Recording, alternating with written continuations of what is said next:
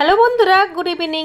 কদিন ধরে ঝড় বৃষ্টি হবার সম্ভাবনাতে ছাদে তেমন কোনো কাজ করতেই পারছি না। ভাবছি মাটি নিয়ে বসলে যদি আচমকা ঝড় বৃষ্টি শুরু হয়ে যায় তখন সেটা তোলাটা ভীষণ বড় চাপের হয়ে যাবে। তাই টুকটাক গাছের কাজ করছি, এই কাটাই ছাঁটাই করা, তারপরে গাছে ওষুধ দেওয়া, কিছু সবজি তুলে নেওয়া, মাটি রেডি করা, কয়েকটা বেড বানাবো কদিন ধরেই ভাবছি। তো সেই কাজটাও করতে পারছি না, অনেক সবজির খোসা জমে গেছে। আর এদিকে সবজিগুলো তুলে না নিলে সবজি আর হবে না, মানে সবজি যত তুলবেন তত বেশি সবজি হবে, সেই জন্য সবজি তোলাটাও ভীষণ জরুরি। আর এইগুলো হচ্ছে খাটো জাতের বরবটি, অনেক হয়। এপাশের এই ধুতুল গাছটাতেও পরপর অনেকবার ফলন নিয়ে নিয়েছি, তবে গাছটা এবার ঝিমিয়ে গেছে, আর হবে না, হলেও ভালো ফলন দেবে না। গাছটা তুলে নেবো আর ওই গ্রো ব্যাগটার মধ্যেই একটু সবজির খোসা টোসা দিয়ে মাটিটা খুশিয়ে নিয়ে রেখে দেবো। পরে সময় মতো অনেক তো চারা গাছ উঠছে তখন দিয়ে দেবো। আর এদিকে দেখুন বরবটির মধ্যেই হয়েছে লাল শাকের ডাঁটা, সেটা তুলে নেবো। আর এদিকে একটা গ্রো ব্যাগ আমি খালি করে নিচ্ছি। এই 12 ইঞ্চি গ্রো ব্যাগটার মধ্যে খাটো জাতের বরবটি ছিল, 3-4 বার ফলন দিয়েছে, আর হবে না। কদিন আগে বাজার থেকে ছাঞ্চে শাক নিয়ে এনেছিলাম, পাতাগুলোকে নিয়ে ডাঁটাগুলোকে মগের মধ্যে প্লেন জল দিয়ে ভিজিয়ে রেখে দিয়েছিলাম, আর সেখান থেকে কয়েকদিনের মধ্যেই শেকড় ছেড়েছে। এইগুলো বাগানের মধ্যে রাখতে চাই।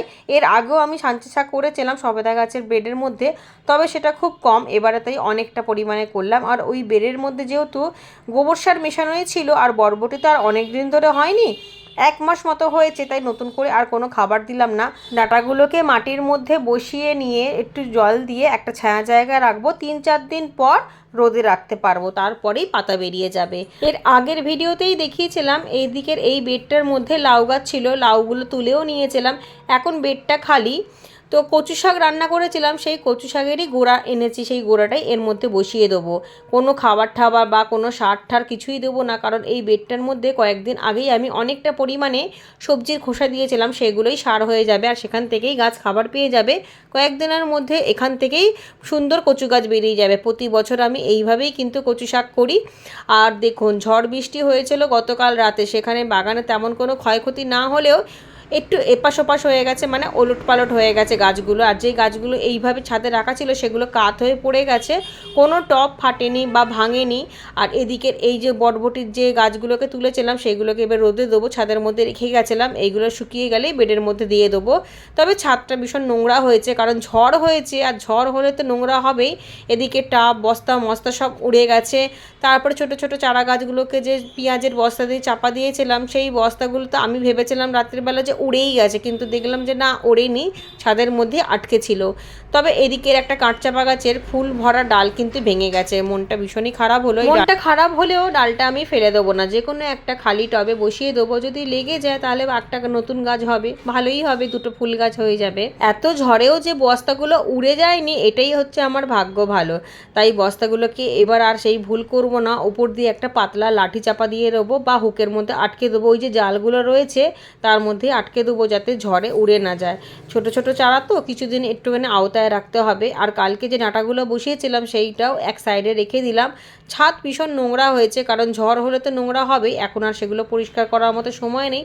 এখন অল্প একটু কাজ করে চলে যাব নিচে রান্না করতে। এদিকের যে কালকে ধুদুল তুলেছিলাম সেই গাছগুলোকেও শুকনো করতে দেবো। মোটামুটি ছাদের জিনিসগুলোকে তুলে নিয়েছি, যেগুলো উড়ে এদিক ওদিক চলে গেছিলো সেগুলো মোটামুটি তোলা হয়ে গেলেও এখন ঝাড় দিয়ে পরিষ্কার করতে পারবো না, অনেক ভেজা রয়েছে ছাদ। আর গাছে জল দেওয়ারও প্রয়োজন নেই, কারণ সমস্ত দেখছি গাছের গোড়া সব ভেজা ভেজা রয়েছে। তবে কলা গাছে একটু খাবার দেবো। আমার অনেক বন্ধুরাই জানতে চেয়েছিলেন কলা গাছে আমি কী খাবার দিই। আমি কোনো বাইরের খাবার দিই না, ঘরোয়া খাবার দিই। দেখুন 3 দিনের বাসি ভাত গলে গেছে, সেই ভাতের সাথেই ডিমের খোসা আর শুকনো চা পাতা, আর কোনো কিছুই কিন্তু এর মধ্যে দিইনি, এরকম করে মিশিয়ে নিয়েছি। কোনো কীটনাশক ফিটনাশক কোনো কিছুই দেবো না। এই খাবারটাকে একটুখানি ঢিলে ঢিলে করে, মানে পাতলা পাতলা করে কলা গাছের গোড়ায় দিয়ে দেবো। ঘন ঘন না, 6 মাস পর পর। গাছটা আগে হেলদি না হলে ফলটা কি করে পাওয়া যাবে। অনেকেই জিজ্ঞাসা করেছেন কলা গাছে কলা কত দিনে আসে, সেটা ভ্যারাইটির ওপর নির্ভর করে, আপনি কোন ভ্যারাইটির নেবেন। কত রকমের তো কলা গাছের জাত আছে, কিছু কিছু জাতে 9 মাসে আসে, কিছু কিছু 1 বছরে, কিছু কিছু আবার 10 মাসেও চলে আসে, সেটা গাছের ভ্যারাইটির ওপর নির্ভর করে। তবে আমার ছাদ বাগানে যে দুটো গাছ আছে, একটা হচ্ছে সিঙ্গাপুরি আর একটা হচ্ছে কাঁঠালি। গত বছরেও আমি কলা গাছ করেছিলাম, সেখানে আমি সাধারণ পরিচর্যা করেছিলাম, সাধারণ খাবার এইভাবেই দিয়েছিলাম, আর সেখান থেকেই কিন্তু মোচা এসেছিলো, মোচা থেকে কিন্তু কলাও হয়েছিল। আর সেই কলার স্বাদ কিন্তু বাজারের কলার তুলনায় অনেক ভালো।